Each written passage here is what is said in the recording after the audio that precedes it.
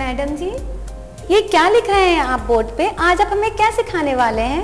बच्चों, आज हम वर्ड प्रोसेसर में बुलेटेड एंड नंबर लिस्ट बनाना सीखेंगे। तुम कागज पर तो बुलेट्स और नंबरिंग वाली सूची बनाते ही होगे। मैडम जी, नंबर वाली सूची तो यही ना कि पहले नंबर पे यह आइटम आएगा, दूसरे नंबर पे यह आइटम, इसी तरह से तीसरा, चौथा और पांचवा। हाँ चिंकी। लेकिन चिंकी, ये बुलेट्स वाली सूची कैसे बनेगी? मैडम जी, ये बुलेट्स क्या होते हैं? बच्चों, बुलेट्स वे चिन्ह हैं जो एक सूची को विशिष्ट बनाने में काम में लिए जाते हैं और उस सूची के आइटम्स के आगे रखे जाते हैं। चलो, अब मैं तुम्हें बोर्ड पर विभिन्न तरह की सूचियां दिखाती हूँ, फिर हम उन्हें वर्ड प्रोसेसर की मदद से कंप्यूटर पर बनाकर देखेंगे। देखो, ये है बुलेटेड सूची यानी कि बुलेटेड लिस्ट। इसमें यह जो हमने यहाँ पर सिंबल यूज किया है, इसे ही बुलेट बोलते हैं। इसमें हम डॉट की जगह एस्ट्रिक या फिर डैश या फिर कोई और सिंबल इस्तेमाल कर सकते थे। इसी तरह से देखो, ये है नंबर्ड सूची अर्थात नंबर वाली सूची। बच्चों, बुलेट्स के द्वारा हम जो लिस्ट बनाते हैं उसे अनऑर्डर्ड लिस्ट कहा जाता है। अर्थात बुलेट्स के द्वारा हम जो लिस्ट बनाते हैं वह अनऑर्डर्ड लिस्ट कहलाती है। अनऑर्डर्ड लिस्ट में जो आइटम्स होते हैं उनका क्रमांक निश्चित नहीं होता, इसलिए उन्हें ऊपर या नीचे कहीं भी रखा जा सकता है। तो बच्चों, अगर लिस्ट के आइटम्स की ऑर्डरिंग निश्चित नहीं है तो बुलेट्स के द्वारा हम अनऑर्डर्ड लिस्ट बना सकते हैं। बच्चों, नंबर लिस्ट से हम जो लिस्ट बनाते हैं उसे बोलते हैं ऑर्डर्ड लिस्ट। जैसे मान लो कि हमें किसी प्रक्रिया के स्टेप्स को दर्शाना है। जो स्टेप्स हैं उनका क्रमांक निश्चित होता है, इसलिए नंबर लिस्ट के द्वारा हम ऑर्डर लिस्ट बनाते हैं। बच्चों, यहाँ जो ये हमने दो सूचियां बनाई, ये तो केवल फर्स्ट लेवल की सूचियां हैं। कभी कभी हमें मल्टी लेवल लिस्ट बनाने की भी जरूरत पड़ती है। देखो, यह जो तीसरी वाली लिस्ट है, यह एक मल्टी लेवल लिस्ट है। यहाँ पर देखो, जो आइटम्स हैं वह कई लेवल पर लिखे हुए हैं। कई बार तुमने अपनी पुस्तकों में भी देखा होगा कि किसी एक आइटम के नीचे उसके सब आइटम, जैसे पहले आइटम के नीचे 1.1, 1.2 की लिस्ट दिखेगी। इस तरह से सेकेंड आइटम के नीचे 2.1, 2.2 इत्यादि। इसी तरह से यहाँ हमने जो यह लिस्ट बनाई है, इसमें भी मल्टी लेवल्स हैं। जैसे इस पहले लेवल के नीचे यह सब लिस्ट है, इसी तरह से यह दूसरे पॉइंट के नीचे यह पॉइंट है और इसके नीचे सब लिस्ट है। इस तरह से बच्चों मल्टी लेवल लिस्ट तैयार की जाती है। तो बच्चों, अब तो तुम्हें समझ आ ही गया होगा कि क्या होती है अनऑर्डर्ड लिस्ट, ऑर्डर्ड लिस्ट और मल्टी लेवल लिस्ट। जी मैडम जी। तो बच्चों, बुलेट्स के द्वारा हम अनऑर्डर्ड लिस्ट बनाते हैं और ऑर्डर्ड लिस्ट बनाने के लिए हम नंबरिंग काम में लेते हैं और बुलेट्स और नंबरिंग को इस्तेमाल करके हम कई लेवल की लिस्ट अर्थात मल्टी लेवल लिस्ट प्रिपेयर कर सकते हैं। मैडम जी, पुस्तकों में जो इंडेक्स होता है वो भी तो मल्टी लेवल लिस्ट ही होती है ना? हाँ पिंकी, बहुत सटीक उदाहरण दिया तुमने तो। मैडम जी, हम घर पर भी बाजार से सामान मंगवाना उसकी सूची बनाते हैं और डॉट डालकर हर आइटम का नाम लिखते जाते हैं। हाँ चिंकी, बिल्कुल सही। इसी तरह से वर्ड प्रोसेसर में भी हम किसी भी सिंबल को इस्तेमाल करके लिस्ट बना सकते हैं। चलो, अब हम हमारे डॉक्यूमेंट में यह तीनों तरह की लिस्ट बनाकर देखते हैं। देखो, यहाँ पैराग्राफ ग्रुप के अंदर हमारे पास ऑर्डर्ड लिस्ट, अनऑर्डर्ड लिस्ट और मल्टी लेवल लिस्ट बनाने के टूल्स उपलब्ध हैं। बच्चों, तुम्हें तुम्हारे कंप्यूटर में फॉर्मेट मेन्यू अथवा फॉर्मेटिंग टूलबार के अंतर्गत बुलेट्स और नंबरिंग लिस्ट बनाने के विकल्प दिखाई देंगे। चलो, अब हम सबसे पहले अनऑर्डर्ड लिस्ट तैयार करते हैं। देखो बच्चों, सबसे पहले हम कर्सर को सही जगह पर प्लेस करेंगे जहां पर हमें बुलेट डालनी है। देखो, यहाँ पैराग्राफ ग्रुप में सबसे पहले बुलेट बनाने का टूल है। इसके ड्रॉप डाउन बॉक्स पर क्लिक करेंगे तो यहाँ पर तुम्हें कई तरह की बुलेट्स दिखाई देंगी। अब तुम इसमें से अपनी पसंद के बुलेट को चुन सकते हो। चुनने के बाद हम आगे का टेक्स्ट टाइप करेंगे। बच्चों, जब हम एंटर दबाएंगे तो लिस्ट के अगले आइटम पर बुलेट अपने आप आ जाएगी और इस तरह से हम आगे का टेक्स्ट लिखेंगे। अरे वाह मैडम जी, एंटर दबाने पे तो बुलेट्स अपने आप ही आते जा रहे हैं। हाँ पिंकी, हमें हर बार बुलेट डालने की जरूरत नहीं है, एंटर दबाने पर अपने आप बुलेट आ जाती है। देखो अब हम लिस्ट के अंतिम आइटम पर हैं। अब हमें लिस्ट खत्म करनी है। अगर हम एंटर दबाएंगे तो यहाँ से तो एक नया बुलेट आ गया। लिस्ट को यहीं पर खत्म करने के लिए हम वापस से एंटर कुंजी या फिर बैक स्पेस की कुंजी दबा सकते हैं, या फिर यह जो बुलेट का टूल है इस पर क्लिक करने से भी यह लिस्ट यहीं पर खत्म हो जाएगी। तो बच्चों, आया समझ तुम्हें? जी मैडम जी। चलो अब हम नंबर लिस्ट बनाकर देखते हैं। बच्चों, आपने परीक्षा में देखा होगा कि जो प्रश्न पत्र आपको दिया जाता है उसमें इंस्ट्रक्शंस तो बुलेट्स के साथ लिखी होती हैं, लेकिन प्रश्न जो होते हैं वह नंबरिंग के साथ होते हैं, ताकि छात्र ठीक से पहचान कर सही नंबरिंग के साथ उत्तर दे सकें। हाँ मैडम जी। नंबर लिस्ट बनाने के लिए हम इस नंबरिंग वाले टूल के डाउन एरो पर क्लिक करेंगे तो हमें नंबरिंग लाइब्रेरी में कई नंबरिंग स्टाइल्स मिलेंगी। हम अपनी पसंद के नंबरिंग स्टाइल को चुनेंगे और फिर उसके आगे टेक्स्ट लिखेंगे। एंटर दबाने पर अगला नंबर स्वयं ही आ जाएगा। इस तरह से बच्चों, हमने यहाँ पर 4 आइटम लिखे। अब हम 5वें आइटम पर हैं। अब अगर इस 5वें आइटम पे मैं नंबरिंग को पुनः 1 से शुरू करना चाहती हूँ, तो इसके लिए जब हम यहाँ पर राइट क्लिक करेंगे तो शॉर्टकट मेन्यू में हमें मिलेगा रीस्टार्ट एट 1। इस पर क्लिक करने से यहाँ पर आ जाएगा नंबर 1 और हमारी लिस्ट पुनः 1 से शुरू हो जाएगी। इसी तरह से राइट क्लिक करने पर जो शॉर्टकट मेन्यू आएगा उसमें हमें एक विकल्प मिलता है कंटिन्यू नंबरिंग। कंटिन्यू नंबरिंग पर क्लिक करने से आगे के नंबर के साथ हम लिखना शुरू कर सकते हैं। मैडम जी, अगर हम नंबरिंग स्टाइल की फॉर्मेटिंग चेंज करना चाहें तो, जैसे कि नंबर के आगे डॉट का रंग बदल जाए या वह बोल्ड हो जाए, क्या ऐसा करना संभव हो सकता है? हाँ बिल्कुल चिंकी, ऐसा हम कर सकते हैं। इसके लिए हमें नंबरिंग टूल में से चुनना होगा डिफाइन न्यू नंबर फॉर्मेट। यहाँ से हम नंबर का फॉर्मेट बता सकते हैं। देखो, इस पर क्लिक करेंगे तो इस प्रकार यह डायलॉग बॉक्स खुल जाएगा। जहाँ से हम यह फॉन्ट के बटन पर क्लिक करेंगे तो विभिन्न फॉन्ट स्टाइल और साइज आएंगे, जिनसे हम इस नंबर का साइज, रंग, उसकी अंडरलाइन की स्टाइल या फिर उस पर कोई और इफेक्ट्स को बदल सकते हैं। देखो, यहाँ पर हमने चुना लाल रंग। अब हमने ओके किया और यहाँ पर भी हमने इस डायलॉग बॉक्स में ओके बटन पर क्लिक किया तो देखो हमारे सारे नंबर लाल रंग के हो गए। इस तरह से हम किसी भी तरह के फॉर्मेट को बदल सकते हैं।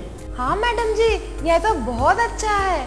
फिर तो वर्ड प्रोसेसर में अपने हिसाब से किसी भी चीज को फॉर्मेट किया जा सकता है। हाँ चिंकी, और इसके लिए मेन्यूज में जाने की भी जरूरत नहीं है। जहाँ पर भी हमें चेंजेस करने हैं वहाँ पर राइट क्लिक करने पर जो शॉर्टकट मेन्यू आएगा उसमें हमें सारे विकल्प मिल जाएंगे। तो फिर तो मैडम जी हम बुलेट्स को भी फॉर्मेट कर सकते होंगे। हाँ बिल्कुल पिंकी, देखो हम यहाँ बुलेट्स पे जाते हैं। अब ये जो बुलेट का टूल है इसमें से हम चुनेंगे डिफाइन न्यू बुलेट। तो यह जो डिफाइन न्यू बुलेट का डायलॉग बॉक्स खुलेगा उसमें हम सिंबल चेंज कर सकते हैं, अर्थात जो बुलेट आ रही है उसमें कैसा करेक्टर आना चाहिए वह हम चुन सकते हैं। इसके अलावा बुलेट की जगह कोई पिक्चर डाल सकते हैं और अगर बुलेट का फॉन्ट चेंज करना हो तो फॉन्ट के बटन पर क्लिक करेंगे। यहाँ से हम कोई भी फॉन्ट, कोई फॉन्ट का रंग, यह सब चुनकर ओके करेंगे। ओके करने पर देखो हमारे बुलेट का स्वरूप बदल जाएगा। चलो अब हम मल्टी लेवल लिस्ट बनाकर देखते हैं। इसके लिए हम कर्सर को सही जगह पर प्लेस कर देंगे। बुलेट्स और नंबरिंग के बाद जो यह तीसरा टूल है यह मल्टी लेवल का है।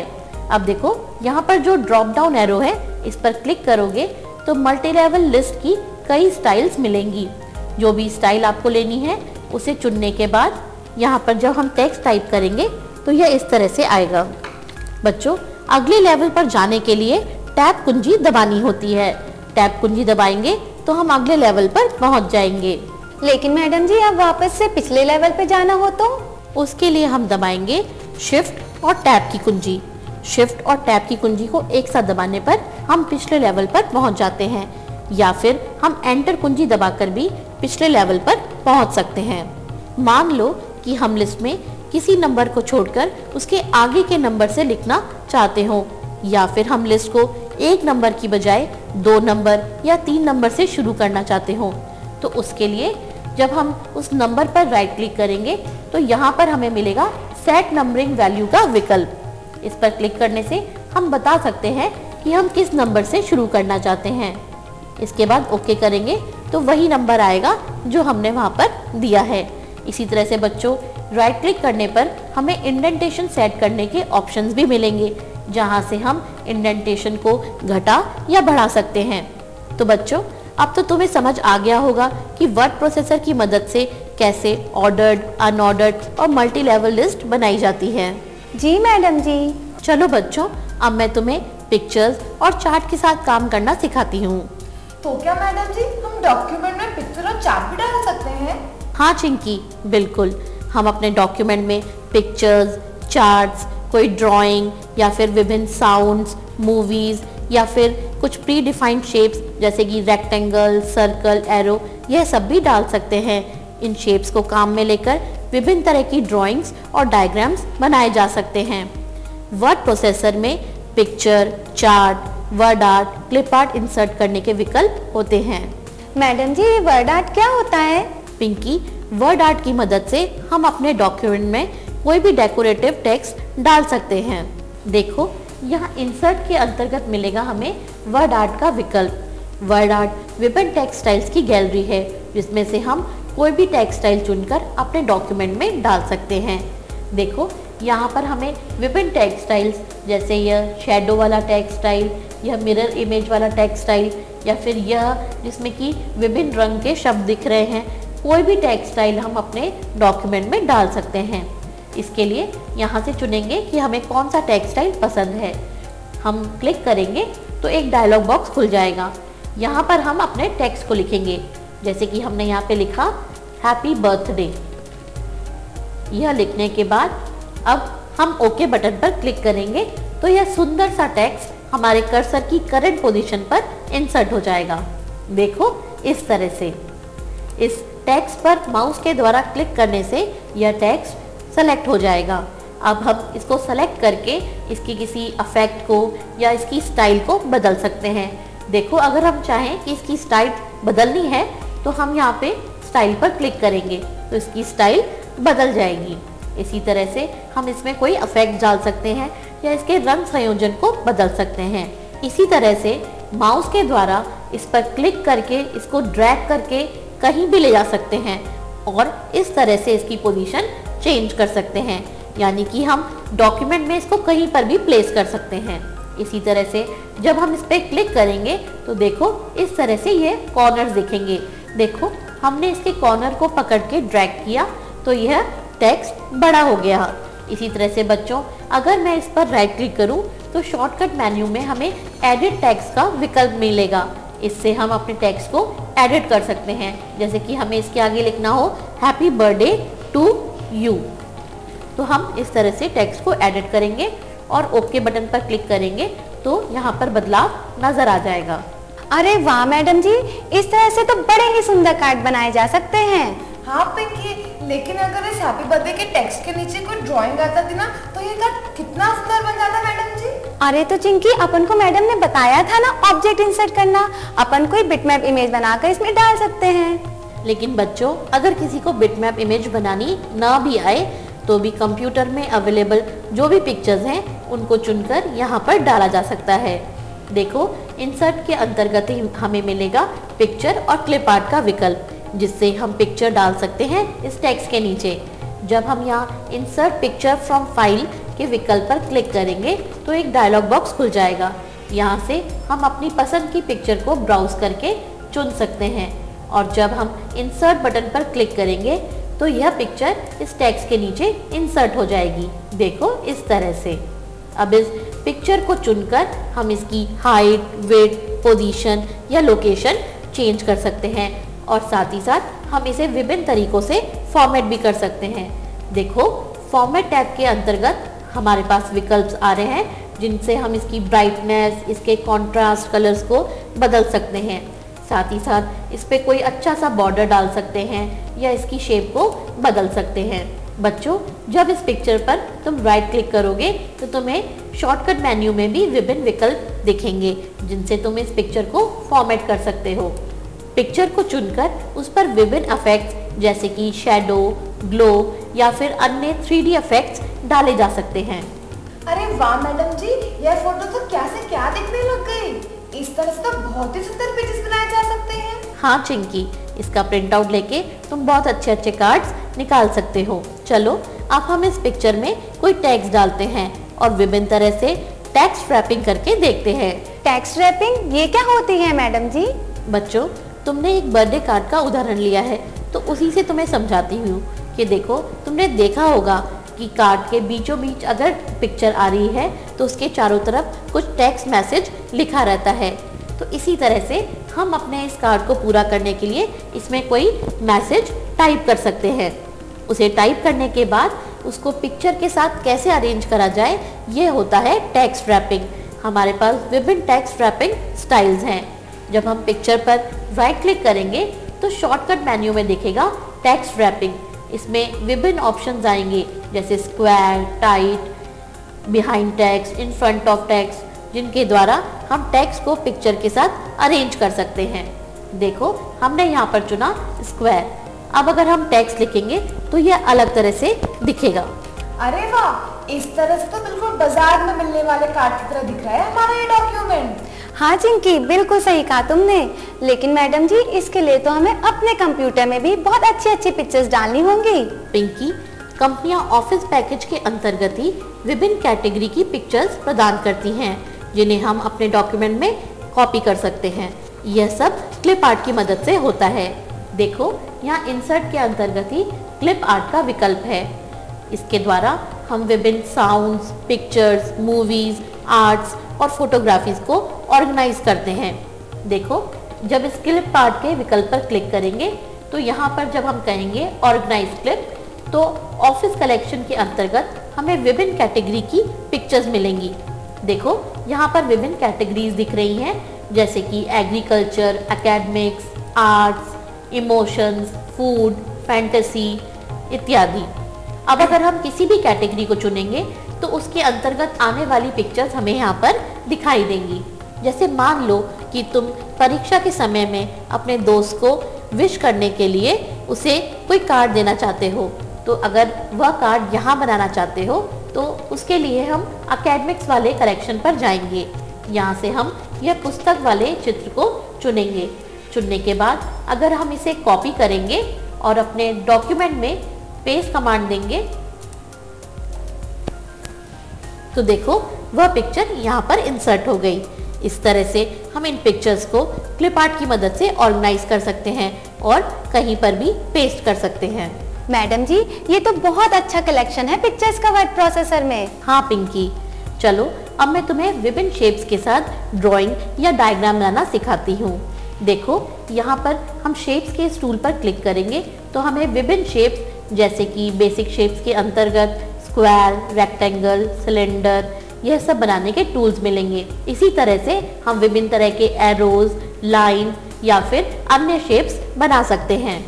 तुम्हें तुम्हारे कंप्यूटर में ड्राइंग टूलबार के अंतर्गत यह सारे टूल्स मिलेंगे जिनसे तुम इन शेप्स को अपने डॉक्यूमेंट में बना सकते हो।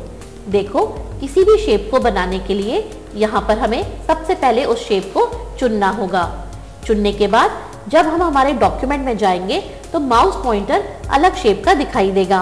अब हम इसे ड्रैग करेंगे तो यह शेप यहाँ पर बन जाएगी। देखो, इस तरह से। मैडम जी, यह तो पैरेललोग्राम बन गया। हाँ पिंकी, चलो अब हम एक एरो बनाते हैं। इसके लिए हम यहाँ पर इस शेप में से सबसे पहले अपनी पसंद की एरो चुनेंगे। देखो, यहाँ पर हमने इसे ड्रैग करके इस तरह से बनाया तो यह एक एरो बन गई। इसी तरह से हम अपने इस डायग्राम को पूरा करते हुए विभिन्न शेप्स के साथ काम करेंगे। किसी भी शेप को चुनकर उसे फॉर्मेट किया जा सकता है। जैसे मैंने इस लाइन को चुना और राइट क्लिक किया तो यहाँ पर शॉर्टकट मेन्यू में आ रहा है फॉर्मेट ऑटो शेप का विकल्प। इस विकल्प के द्वारा हम किसी भी शेप को फॉर्मेट कर सकते हैं। देखो, इस फॉर्मेट ऑटो शेप के विकल्प पर हमने क्लिक किया तो यह डायलॉग बॉक्स आ गया, जहाँ से हम इस लाइन को कोई रंग दे सकते हैं या फिर इसका स्टाइल बदल सकते हैं। हमें यहाँ पर इसको एक एरो बनाना है तो हमने इसकी एंड स्टाइल पर यह एरो चुन लिया। अब ओके बटन पर क्लिक किया तो देखो, यह लाइन एक एरो बन गई। इस तरह से बच्चों, हम किसी भी शेप को फॉर्मेट कर सकते हैं फॉर्मेट ऑटो शेप के विकल्प से। चलो इस डायग्राम को हम पूरा कर देते हैं।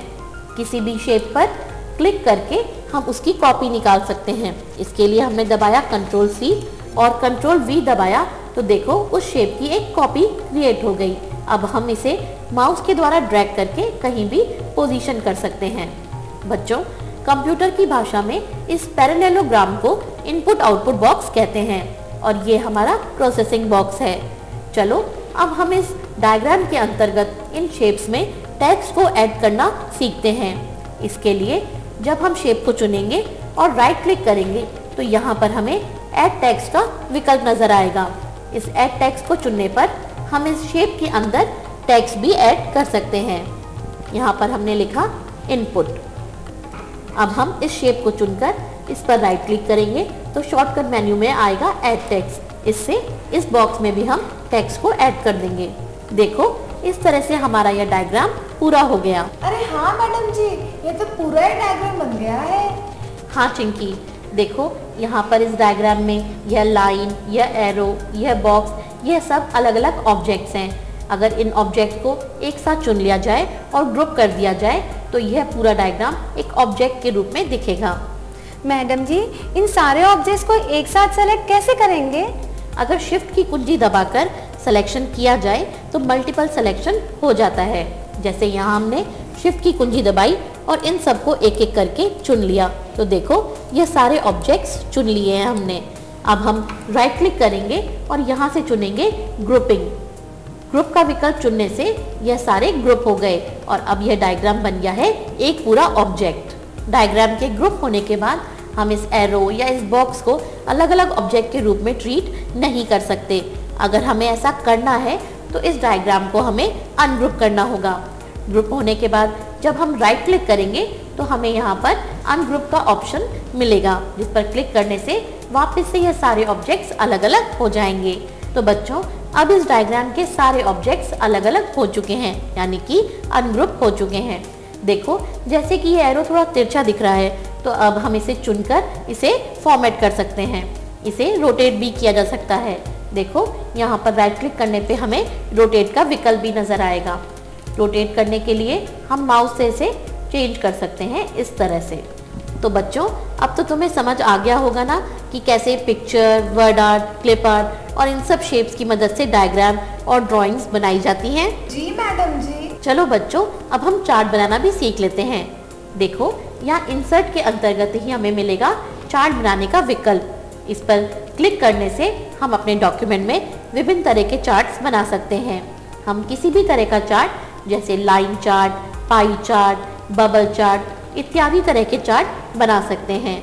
जिस भी तरह का चार्ट हमें बनाना है वह हम इस डायलॉग बॉक्स में चुनेंगे। उसके बाद यहाँ दिख रहे ऑप्शंस में से हम चुनेंगे कि हमें किस तरह का चार्ट बनाना है। यह करने के बाद जब हम ओके बटन पर क्लिक करेंगे तो देखो चार्ट इंसर्ट हो जाएगा और इसके साथ साथ ही एक शीट खुल जाएगी जिसमें हम अपने चार्ट के डेटा को बता पाएंगे। इस डेटा में कोई भी बदलाव करने से यह बदलाव चार्ट में रिफ्लेक्ट होगा। बच्चों, चार्ट के किसी भी अवयव पर राइट क्लिक करके हम उसे फॉर्मेट कर सकते हैं। जैसे चार्ट में कोई रंग बदलना हो या फिर उसकी लाइन छोटी या बड़ी करनी हो, यह सब राइट क्लिक करके फॉर्मेट किया जा सकता है। बच्चों, तुमने अपनी पुस्तकों में देखा होगा कि हर चार्ट, डायग्राम या फिर किसी भी पिक्चर की एक हेडिंग होती है। वह हेडिंग चित्र के ऊपर या नीचे लिखी हुई हो सकती है। तो बच्चों, यही हेडिंग हम यहाँ पर भी डाल सकते हैं। इसे बोलते हैं कैप्शन। कैप्शन इंसर्ट करने के लिए जब भी हम किसी चित्र या चार्ट पर राइट क्लिक करेंगे तो यहाँ से हमें इंसर्ट कैप्शन का विकल्प मिलेगा। इस पर क्लिक करने से हम इसकी हेडिंग दे सकते हैं। हेडिंग लिखने के बाद हम ओके करेंगे तो यह हेडिंग चित्र के नीचे दिखाई देगी। अब हम इसकी पोजीशन कहीं पर भी चेंज कर सकते हैं। हम चित्र के दाएं, बाएं या ऊपर नीचे दे सकते हैं। तो बच्चों, समझ आया तुम्हें यह सब? जी मैडम जी। तो बच्चों, अब काफी समय हो गया है। आज तो तुमने काफी कुछ सीख लिया। तो अपनी आज की कक्षा यही खत्म करते हैं। तो आज क्या क्या सीखा तुमने? मैडम जी, लिस्ट बनाने के लिए बुलेट्स एंड नंबरिंग और पिक्चर चार्ट बनाना तो सीखा ही हमने। साथ ही साथ वर्ड आर्ट, क्लिप आर्ट और विभिन्न विभिन्न शेप्स के साथ डायग्राम बनाना भी सीखा है आज तो हमने। हाँ बच्चों, तो चलो अब अपनी अगली कक्षा में हम टेबल्स बनाना सीखेंगे। ठीक है मैडम जी। तो दोस्तों आज की कक्षा आपको बहुत मजेदार लगी होगी ना? तो दोस्तों मिलते हैं अगली कक्षा में। नमस्कार।